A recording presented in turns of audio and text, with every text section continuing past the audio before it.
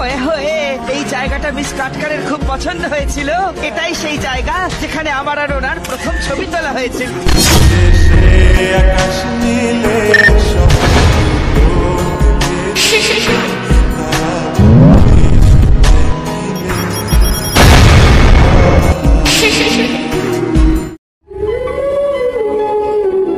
সে কত ভাগ্যবতী হবে তাই না, যে কিনা আমার মায়ের বৌমা হবে।